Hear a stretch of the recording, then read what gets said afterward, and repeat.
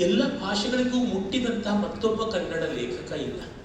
ಅದರಿಂದ ಭೈರಪ್ಪನವರ ಸಾಹಿತ್ಯ ಅದರ ಪ್ರಭಾವದಿಂದ, ಅದರ ಪ್ರೇರಣೆಯಿಂದ, ಅದರ ಸ್ಫೂರ್ತಿಯಿಂದ ಬರಬಹುದಾದ ಸಾಹಿತ್ಯ ಅಂದ್ರೆ ಇಡೀ ಭಾರತಕ್ಕೆ ಅನ್ವಯವಾಗುತ್ತದೆ ಅಂತ ಧೈರ್ಯವಾಗಿ ಹೇಳಬಹುದು.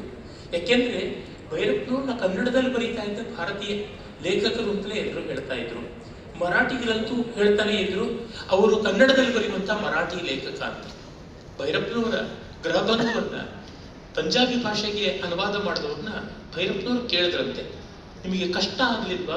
ತುಂಬಾ ಕಷ್ಟ ಆಗುವಂತಹ ಬೈಗಳು ನಮ್ಮ ನೆಲದ ಸೊಗಡಿನ ಬೈಗಳಷ್ಟು ಒಂದು ಭಾಷೆಯ ಜೀವ ಮತ್ತೆಲ್ಲೂ ಇರೋಲ್ಲ. ಹೊಗಳಿಕೆ ಯಾವ ಭಾಷೆಗೂ ಸಲ್ಲುತ್ತದೆ, ಬೈಗಳು ಮಾತ್ರ ಅದೇ ಭಾಷೆಯದಾಗಿರುತ್ತದಲ್ಲ, ಆ ಸಂಸ್ಕೃತಿ ನಿಷ್ಠವಾಗಿರುತ್ತಲ್ಲ.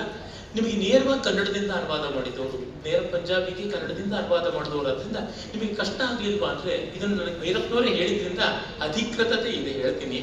ಆಗ ಅವರು ಹೇಳಿದ್ರಂತೆ ಪಂಜಾಬಿ ಅನುವಾದಕರು, ಇಲ್ಲಿಯೇ ನಮ್ಮ ವಿಜಯಹರನ್ ಅವರು ಇದ್ದಾರೆ, ಅವರು ಸಾಕ್ಷಿ ಇದ್ದಾರೆ ಅದಕ್ಕೆ.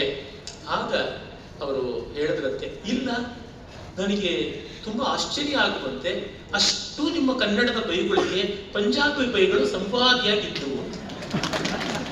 ಇದರಿಂದ ಏನು ಗೊತ್ತಾಗುತ್ತದೆ, ಕನ್ನಡ ಮತ್ತು ಪಂಜಾಬಿ ಸಂಸ್ಕೃತಿ ಎರಡೂ ಒಂದೇ.